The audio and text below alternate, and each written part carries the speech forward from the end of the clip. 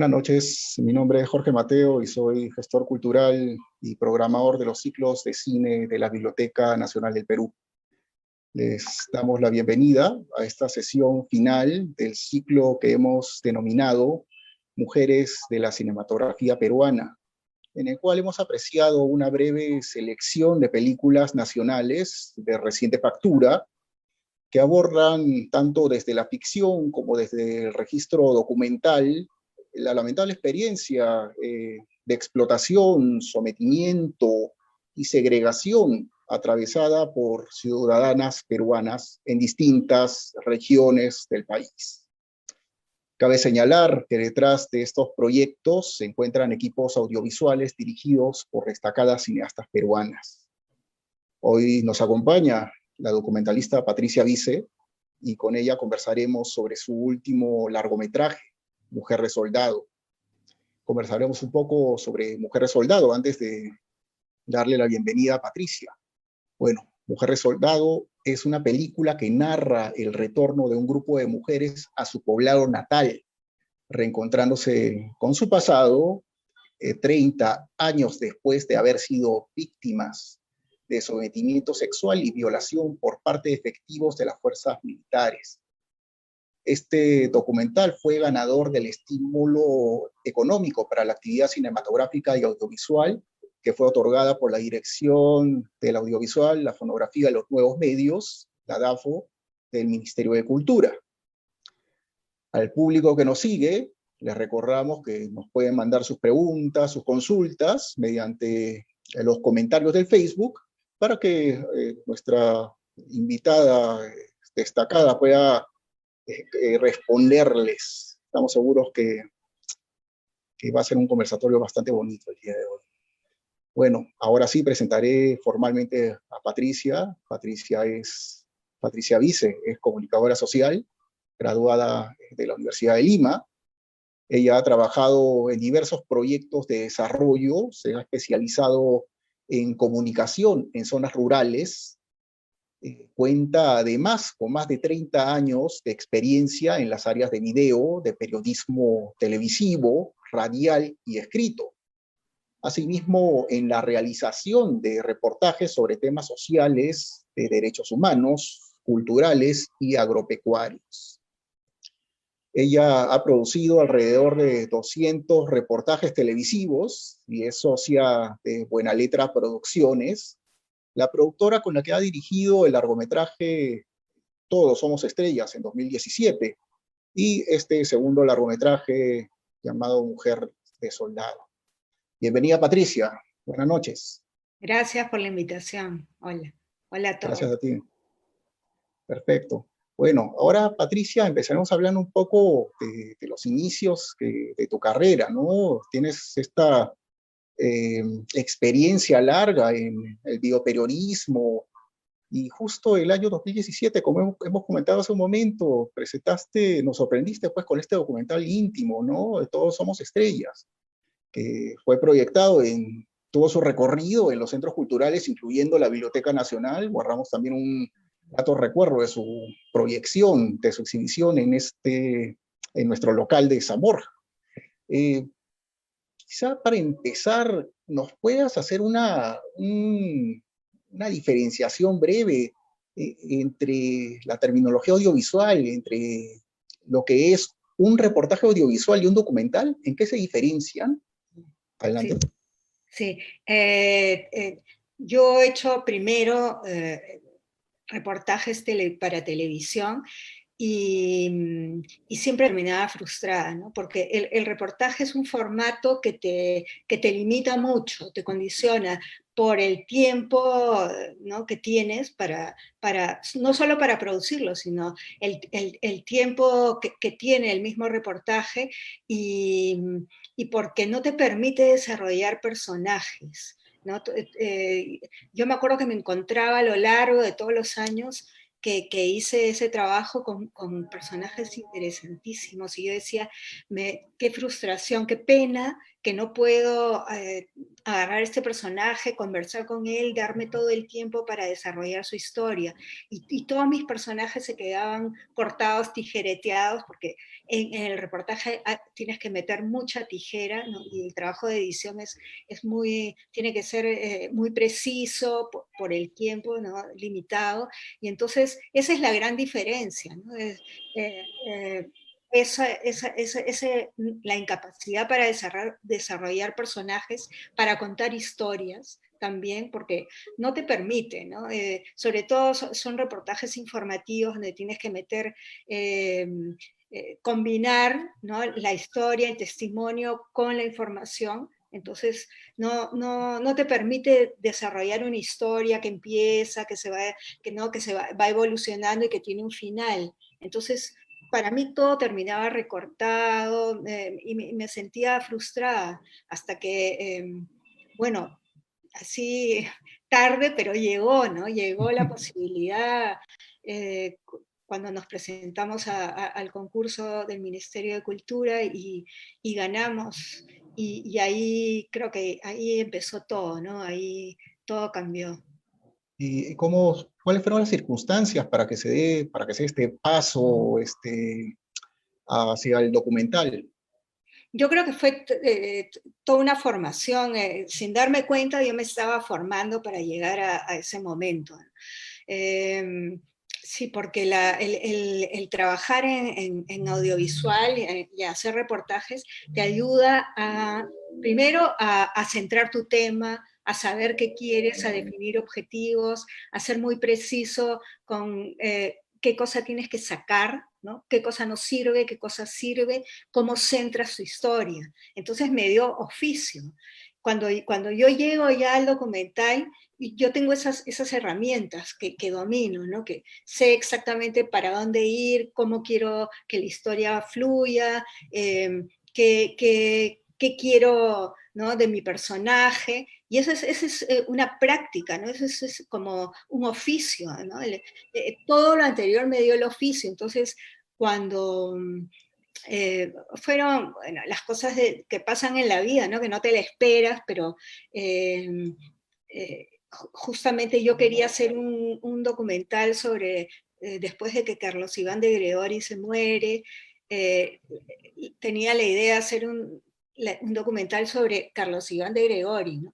Pero Correcto. cuando trabajando con Felipe, porque Felipe de Gregori, que finalmente es mi personaje en el documental Todos Somos Estrellas, y es su hermano, ¿no? Entonces yo quería que la idea era que él fuera como la voz que contaba la historia de su hermano, ¿ya? Pero mientras yo iba hablando con Felipe me daba cuenta que Felipe era el personaje, ¿no? Y eso cambió la historia, cambió el personaje, cambió la historia y me centré en la historia de Felipe de Gregori y así surge Todos Somos Estrellas, ¿no? Entonces, con Buena Letra Producciones nos presentamos ya era un nuevo proyecto, ¿no? Nos presentamos al concurso y lo ganamos.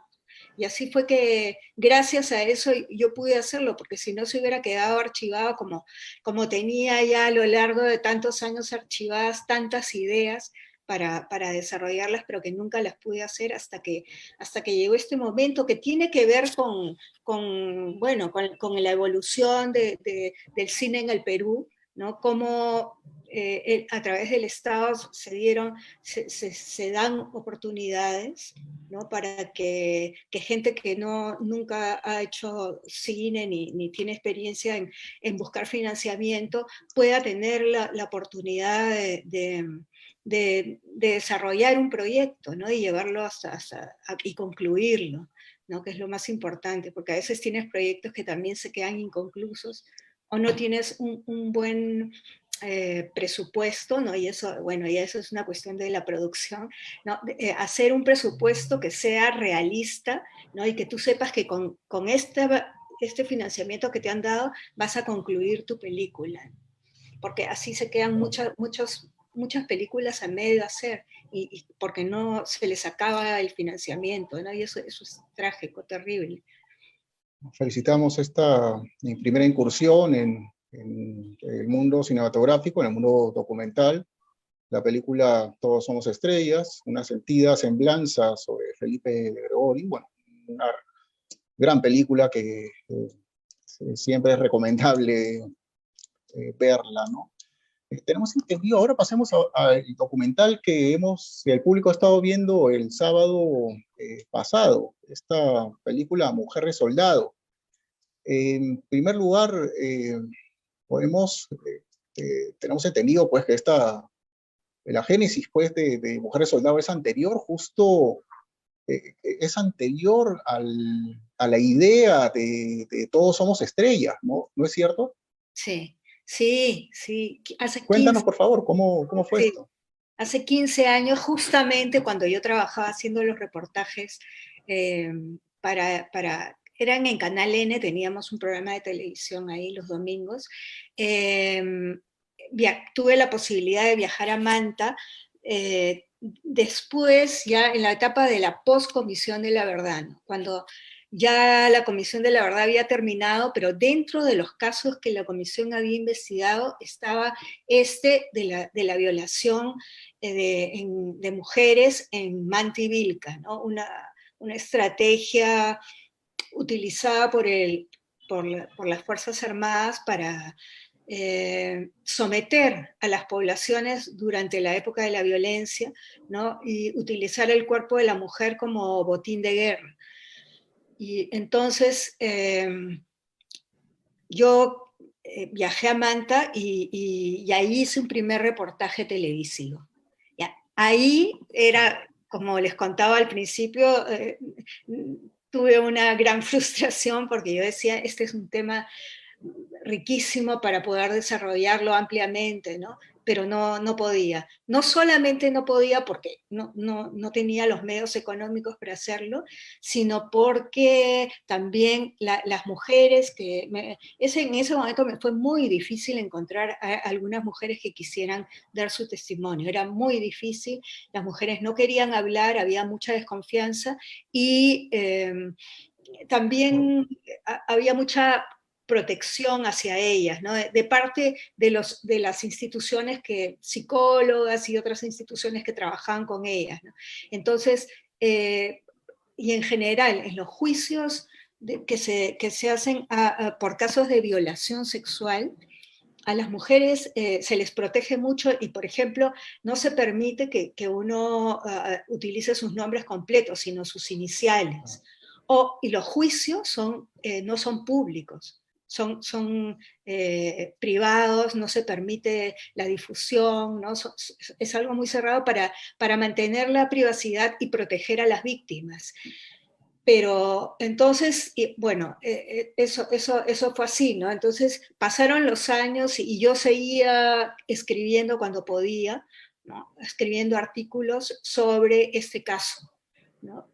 Hasta que llegó el año 2016 y justamente yo trabajo en la institución que estaba apoyando legalmente, ¿no? Los abogados estaban llevando o iban a empezar a llevar el caso de 5 de las 9 mujeres que en el Perú, ¿no?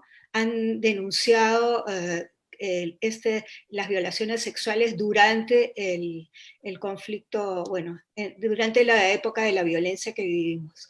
Entonces, yo tuve esa suerte, ¿no? Entonces yo comencé a ir a las reuniones que se establecían entre las señoras que venían a Lima, porque ahora viven en Huancayo, y los abogados.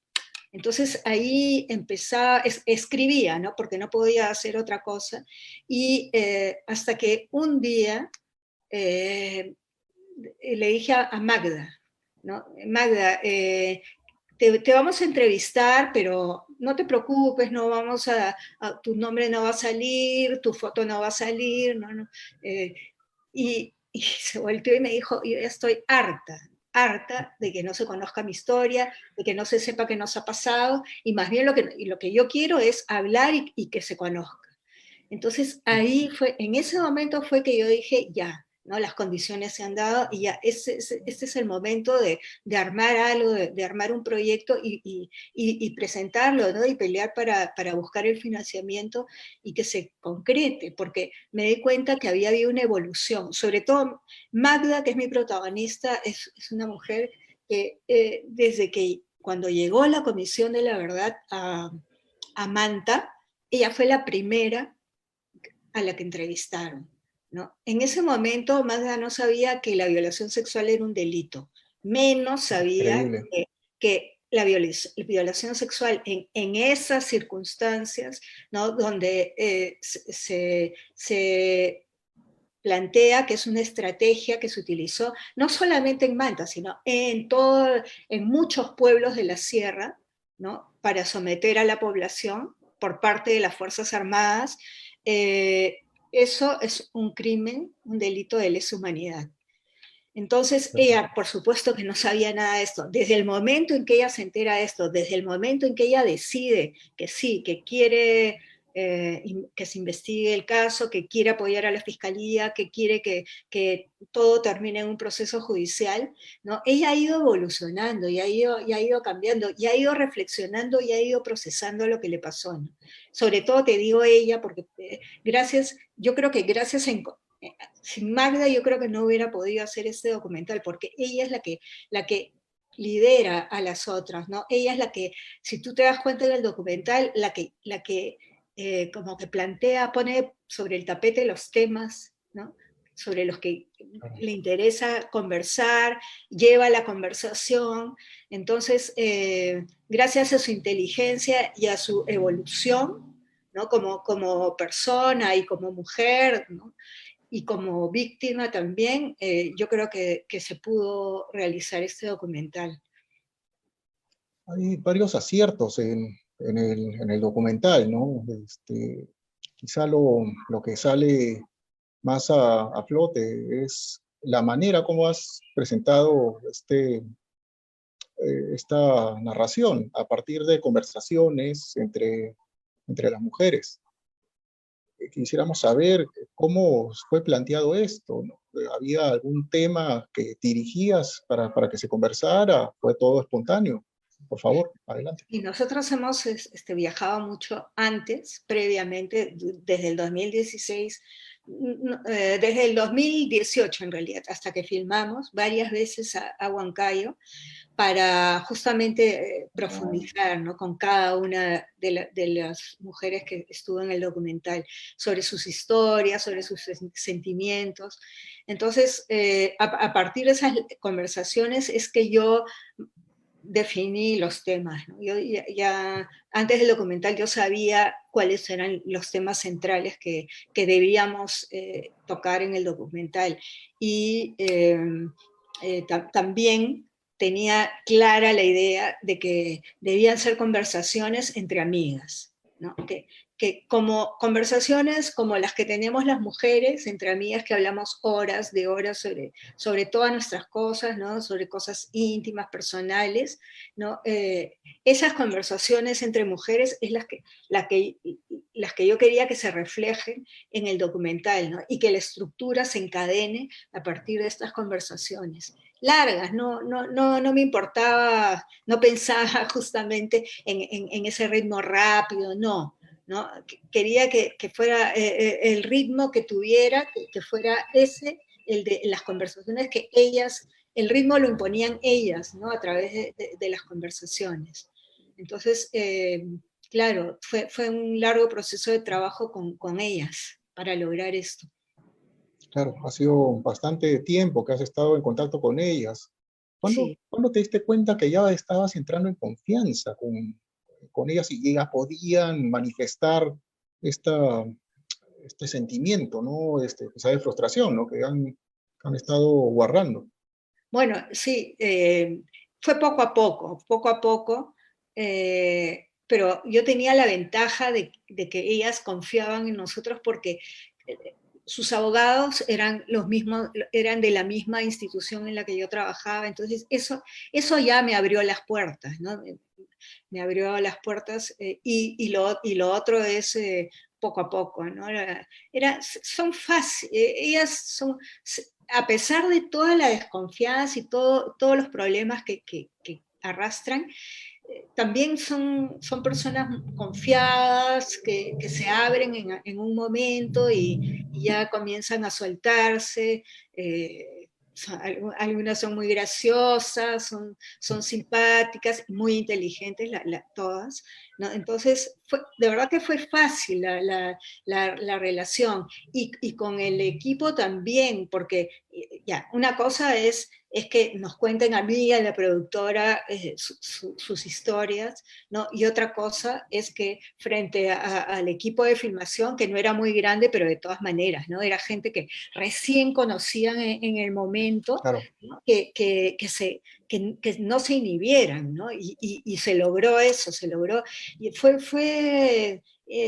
a mí me sorprendió muchísimo, ¿no? Porque se olvidaban de la cámara y ellas seguían conversando entre ellas con una naturalidad, y eso, ellas nunca en su vida han estado en una filmación, nunca habían visto una cámara, sí las habían entrevistado antes, porque cuando en la primera sesión del juicio, que fue acá en Lima, en la sala penal, en el centro de Lima, nosotros hicimos una campaña mediática para que, ¿no? Era la primera audiencia del juicio, entonces, para que se cubriera a nivel de medios de comunicación.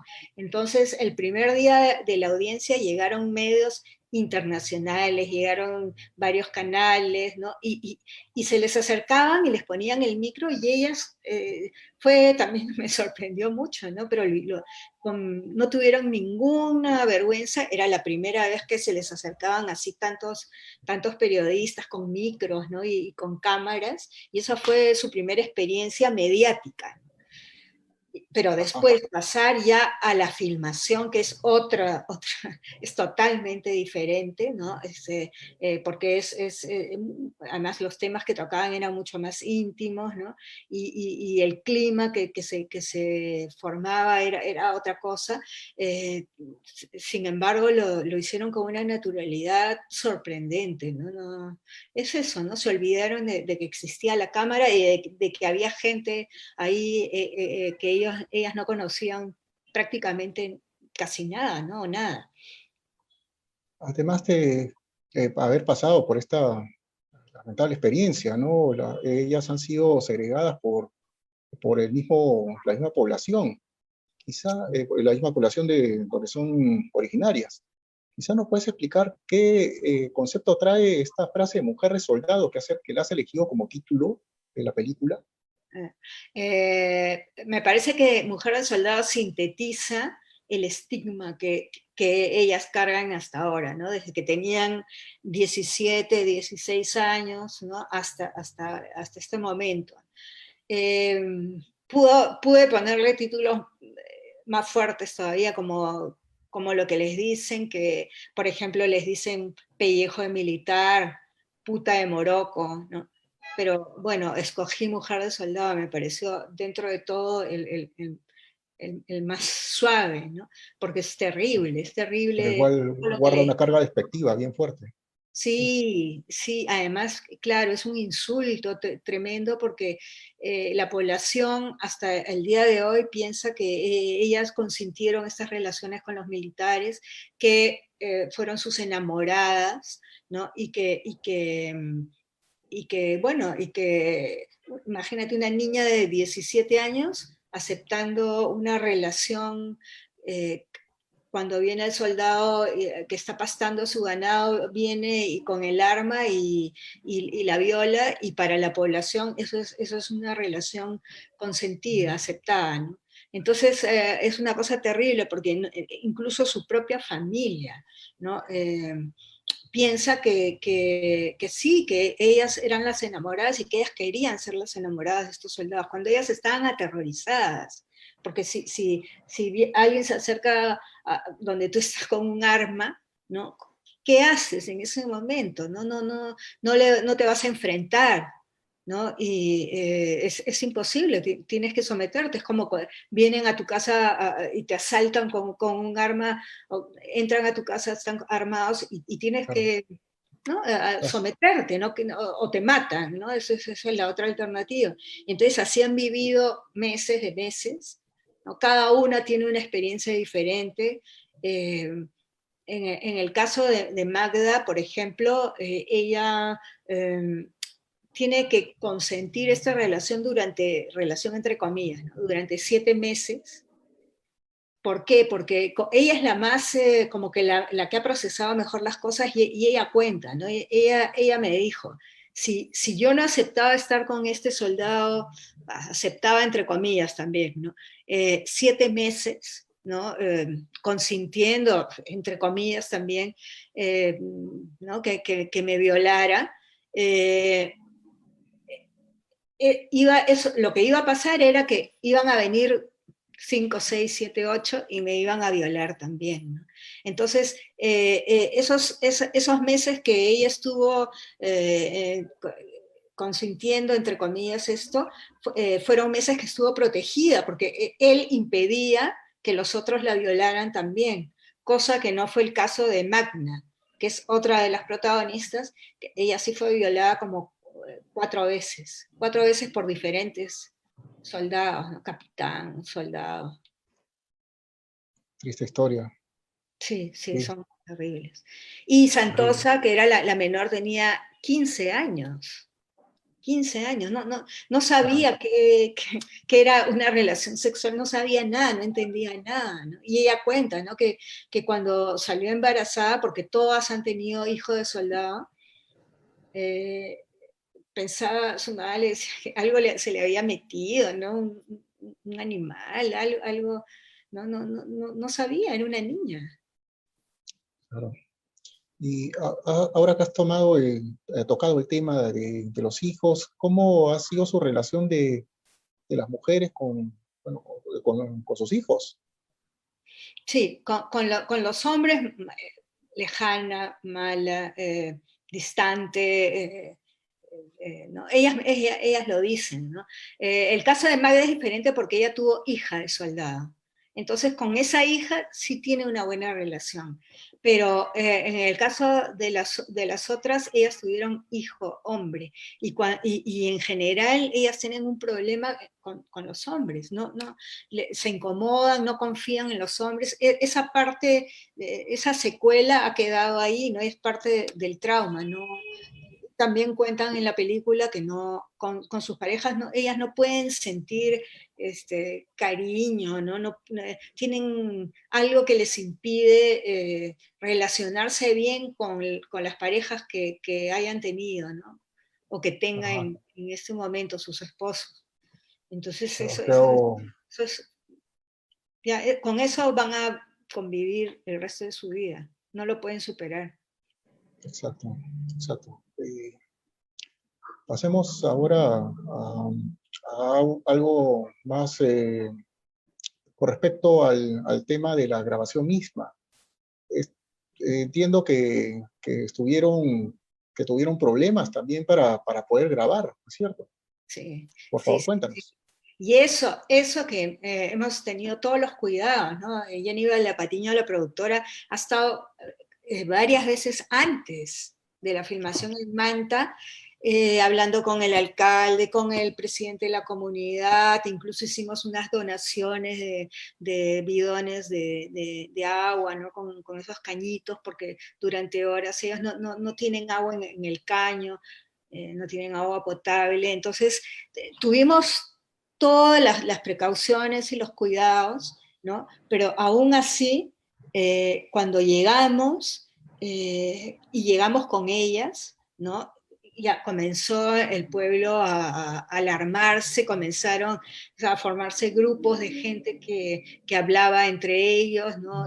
Agredían cuando las señoras pasaban, decían cosas de ellas, cuando nosotros filmábamos subían el volumen de la música, por ejemplo, para que no podamos filmar, y se nos acercaban y nos comenzaban a decir varias cosas que hemos recogido, ¿no? Porque están en el momento de la feria, cuando la población está vendiendo, se escucha lo que nosotros hemos grabado y hemos recogido de la propia población, ¿no? Que son cosas terribles y son cosas que no son más que todo mitos, mitos ya no digo mitos urbanos, digo mitos rurales, ¿no? Del mismo pueblo, ¿no? Como que, por ejemplo, ellas habían recibido 100.000 soles de reparación, cosa que es totalmente falsa. Cuando después de la Comisión de la Verdad se recomendó crear una comisión estatal, perdón, que se hiciera cargo de las reparaciones que fueron económicas y simbólicas. A cada víctima, a cada familia que se inscribía en el registro de víctimas de la violencia, ¿no? Le daban 10.000 soles por familia. Tú podías 10.000 tener, soles. sí, soles. Podías tener un muerto y 3 desaparecidos en tu familia y recibías 10.000 soles, ¿no? Era casi una reparación simbólica. Pero mira cómo lo que piensa la gente de Manta es que ellas han recibido 100.000 soles de reparación, ¿no? ¿Cómo Wow. crece el teléfono malogrado, ¿no? Es impresionante eso. Y por eso también el resentimiento y la rabia. O sea, yo entiendo que la gente en Manta parece, ¿no? Por lo que sé, es que no se ha inscrito en el registro de víctimas. Y el que no se inscribía en el registro de víctimas no recibía reparación.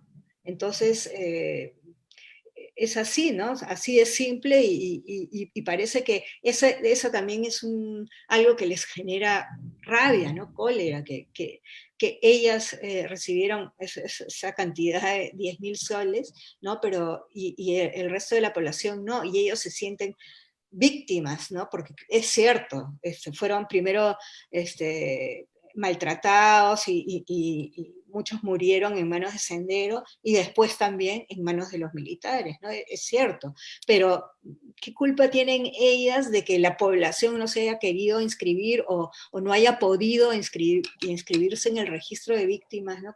Del Estado, que el Estado creó? Pero bueno, eso agrega el componente ¿no? subjetivo a todo esto. Y bueno, y cuando estábamos ahí, en un momento ya nos comenzaron a decir a nosotros que éramos terrucos.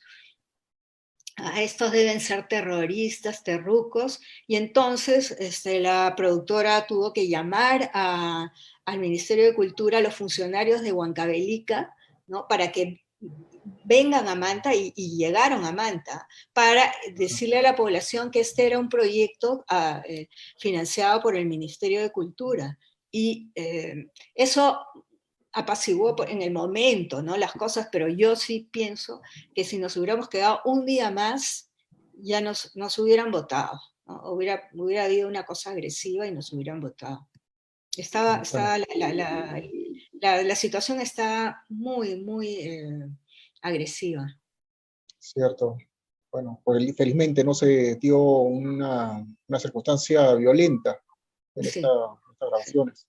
Y bueno, también Sí. felicitar a Jenny, que ha estado coordinando bastante con ella para esta presentación. Bueno, Uh-huh.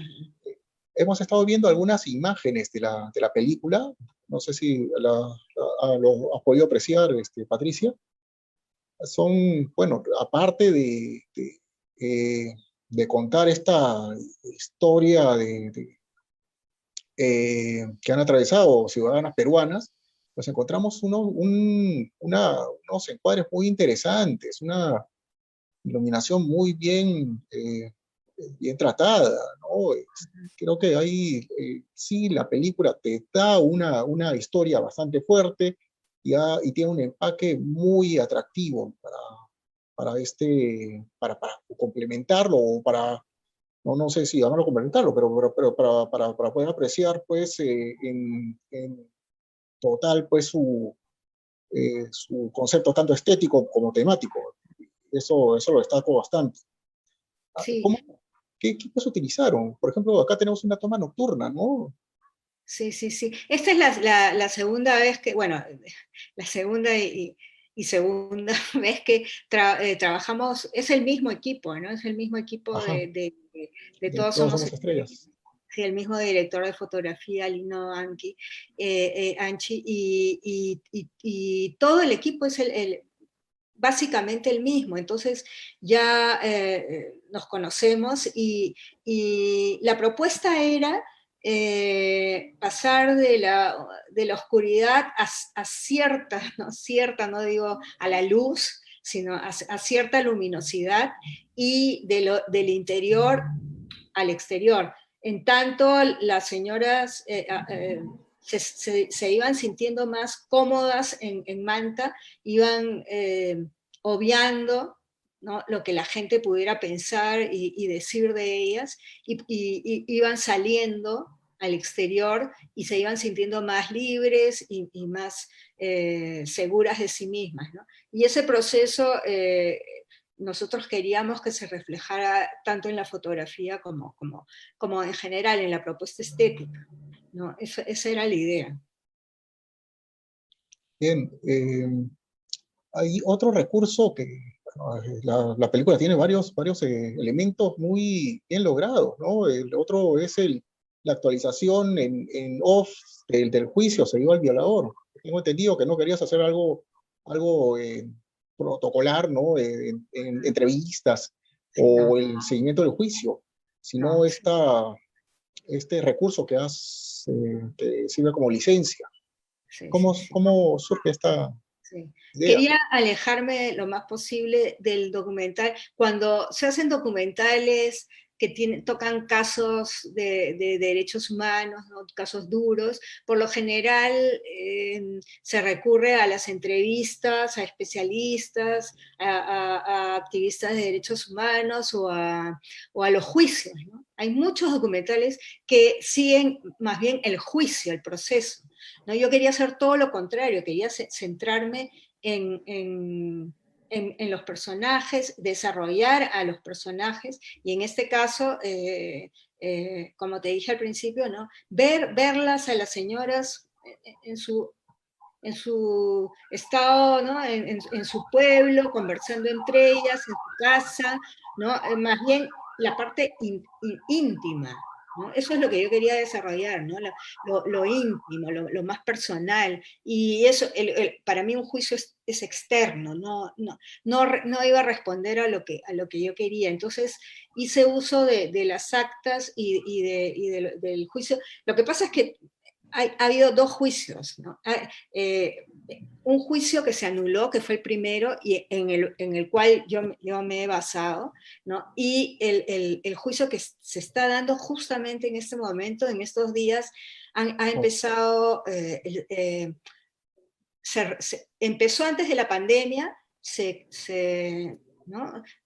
No hubo juicio durante un año, y en este año ha comenzado ahora, en marzo justamente, el nuevo juicio. Entonces, ahora las señoras están declarando por Zoom, cosa que es realmente un problema porque, claro, para ellas si para nosotros es raro, ¿no?, estar en una conversación por Zoom, ¿no?, todavía no nos llevamos a acostumbrar del todo, imagínate para ellas volver a contar, dar su testimonio, volver a contar su historia por Zoom, ¿no?, sin psicólogas, porque también habían cuidado de ponerle psicólogas por si en algún momento Claro. se necesitaban durante los testimonios, y sin traductor, aunque ellas dicen que no lo necesitan, pero sin traducción en quechua. Entonces, es una nueva experiencia que me parece que para ellas debe estar siendo un poco más difícil, más complicado aún de lo que fue el primer juicio que se suspendió, ¿no? Entonces, yo me basé en ese primer juicio para trabajarlo, ¿no? Porque si no, no hubiera podido incorporar, ¿no?, las escenas, el pasado, porque para mí el juicio era el pasado, era contar lo que pasó, ¿no?, eh, a través del juicio, ¿no? ¿Qué les pasó cuando hace, ¿no?, 30 años? Entonces el juicio para mí incorpora el pasado y más bien ellas están en el presente, ¿no? Esa es la idea del documental. Correcto, correcto. Eh, la edición ha corrido por parte de Antolín Prieto. Bueno, Sí. con Antolín hemos conversado hace unos meses a propósito de los helechos, que la presentamos también de manera virtual acá en la Biblioteca Nacional. Bueno, teniendo en cuenta que los documentales normalmente, digamos que se arman en la isla de edición, ¿qué tan gravitante ha sido su participación de Antolín en este proceso? Fue muy gracioso porque yo no había visto los helechos.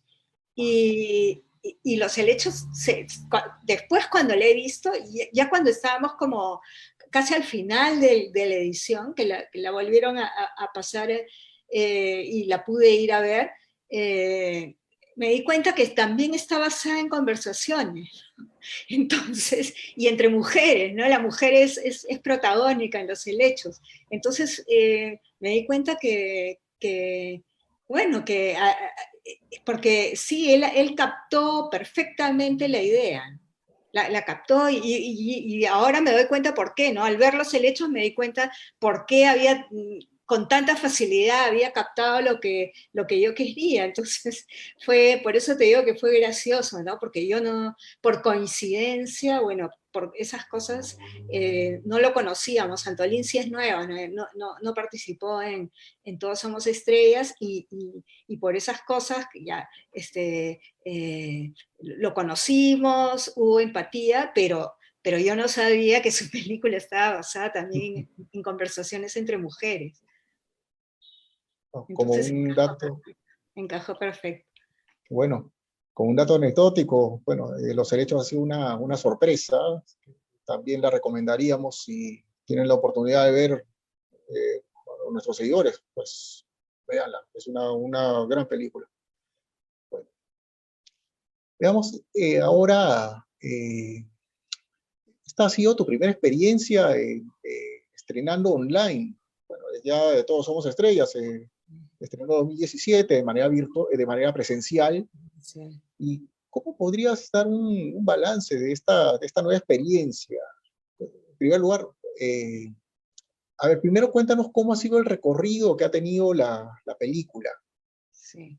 Ha empezado en el Festival de Lima, ¿no? Ajá. Como Todos Somos Estrellas, que también se estrenó en el Festival de Lima, y fue muy extraño, ¿no? Porque fue online y yo creo que sorprendentemente el festival, no sé si ha tenido, no he conversado con los organizadores, pero me parece que ha tenido más, eh, más la gente ha comprado más entradas, ha visto más películas que cuando ha sido en los cines. O esa es la impresión que me da porque Todos Somos Estrellas fue de grupos pequeños, ¿no? De la Sala Azul, del Centro Cultural de la Católica, ¿no?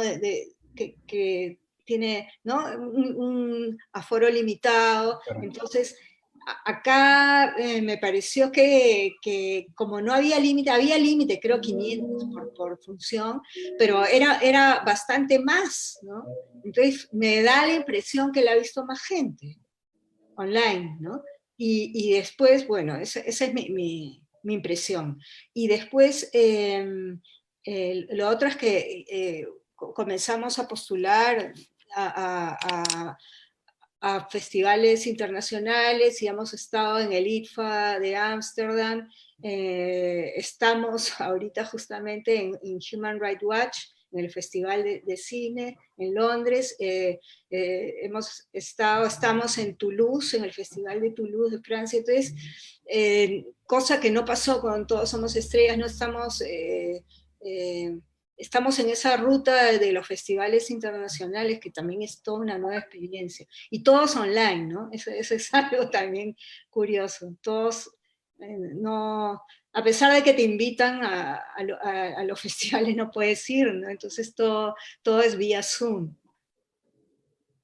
¿Hay alguna otra vía que quede pendiente para la exhibición? No sé, ¿hay algún espacio que tengas pensado proyectar la película?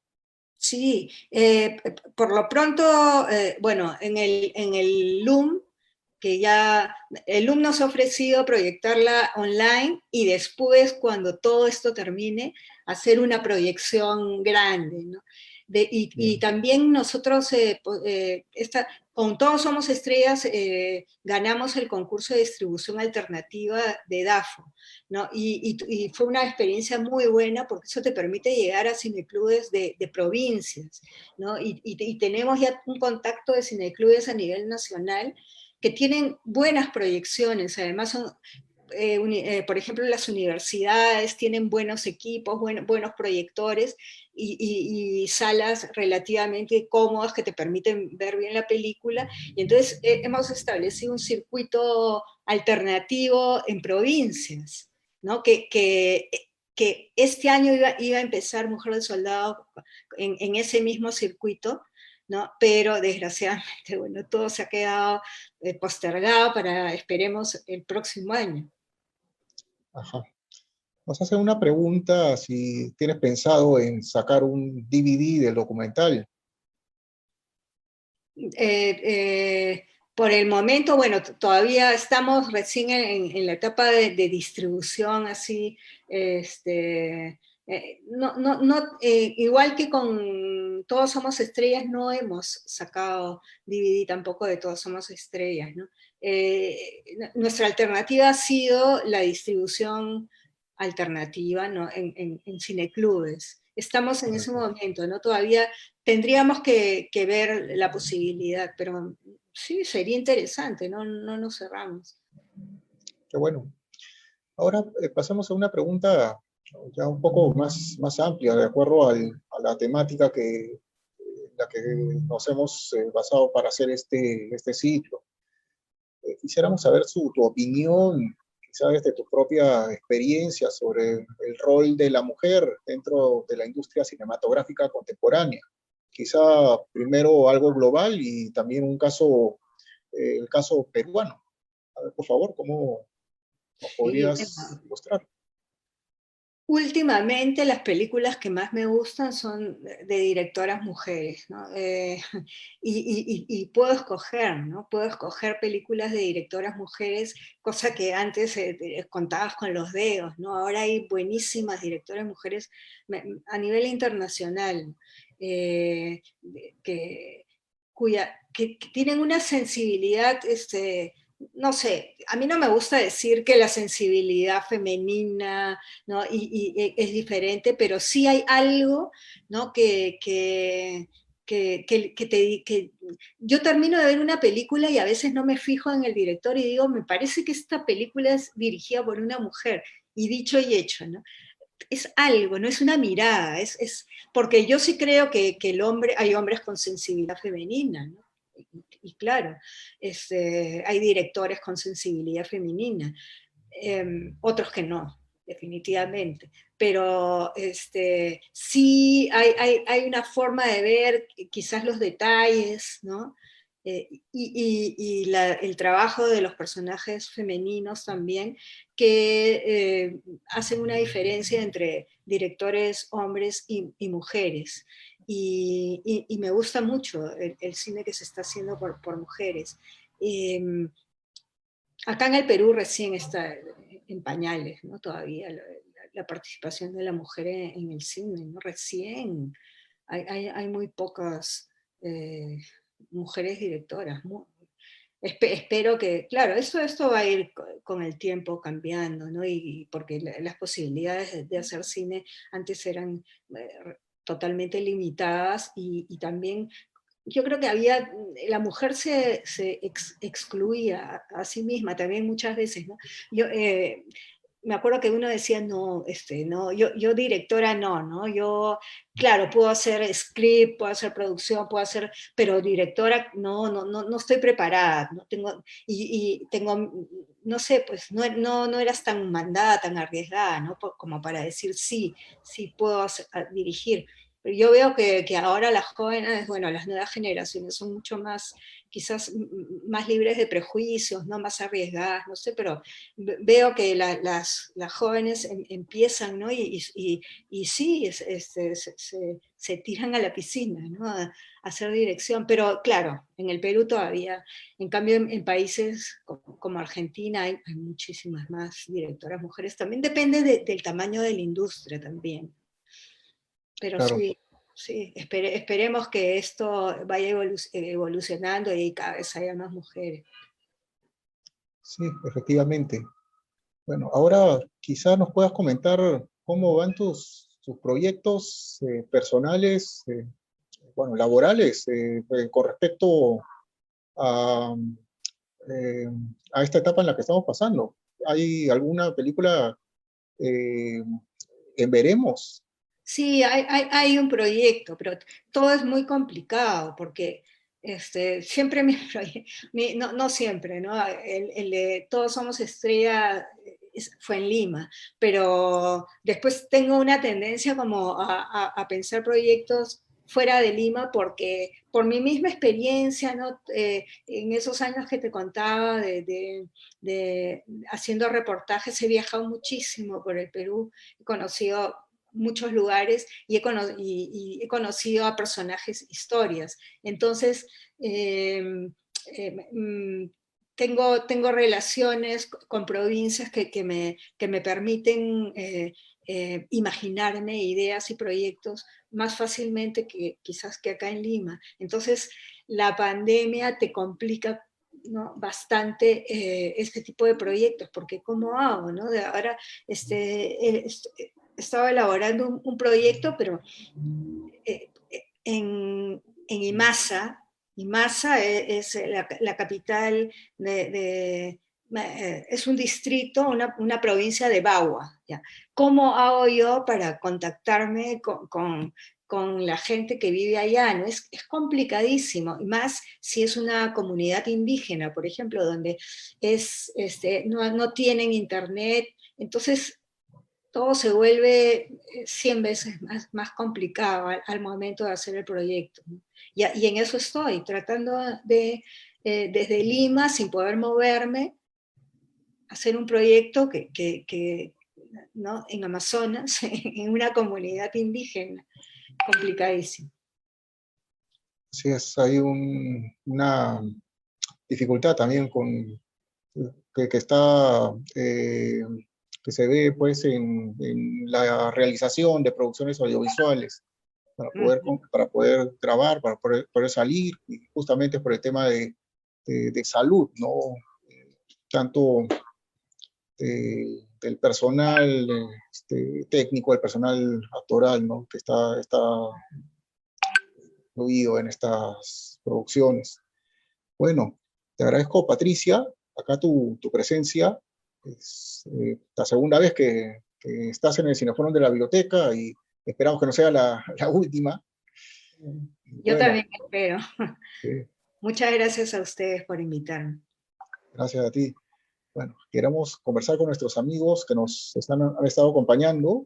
Les agradecemos que nos sigan y los invitamos a nuestro siguiente ciclo que hemos denominado Historias a las orillas del mar y que tendrá como inicio el día martes 13 de abril.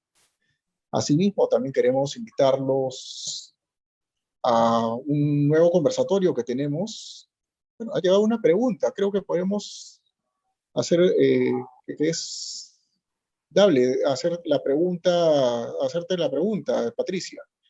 ¿Cree que hay un cambio en la mirada central limeña hacia las mujeres rurales, campesinas, indígenas? Sí. No, no creo. Yo sigo pensando que si esas violaciones sexuales se hubieran dado, por ejemplo, en la clase media urbana en Lima, esto hubiera sido un escándalo, ¿no? Hubiera sido un escándalo y sería un primera plana, ¿no? Cada cierto tiempo, durante años de años, ¿no? En los medios de comunicación. En cambio, porque justamente son mujeres rurales, pobres, ¿no? Quechohablantes, siguen siendo ciudadanas de tercera categoría. En eso el país no ha cambiado. Yo lo sigo viendo así, ¿no? El caso no es mediático, solamente en algunos momentos aparece algo sobre ellas, pero en general la mayoría de gente ni siquiera sabe que ha sucedido esto. Es terrible, Bueno, pero así es.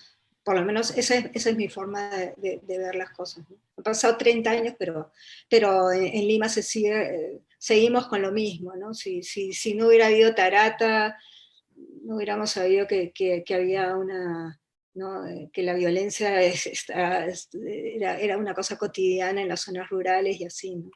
Es algo, es parte de este país, ¿no? Que no cambia en ese sentido. Bueno, para eso sirven este tipo de producciones, ¿no? Para recordar estos tiempos y, bueno, para que no vuelvan a ocurrir. Y es otro aspecto también que hay que destacar, tanto en tu película como en varias películas peruanas, ¿no? Que te han tocado el tema de la violencia, del terrorismo y la violencia de los militares en esos tiempos. Bueno, queda invitar a nuestros amigos a una nueva actividad que tenemos este viernes 26 a las 7 de la noche. Tendremos la primera sesión de la actividad Crónicas desde la Butaca BNP, una sesión en la cual contaremos con el doctor Eduardo de la Vega Alfaro desde México y del investigador Nelson García con temas relacionados con la historia del cine en Hispanoamérica. Muchas gracias por su presencia. Buenas noches. Gracias, Patricia. Gracias a ustedes.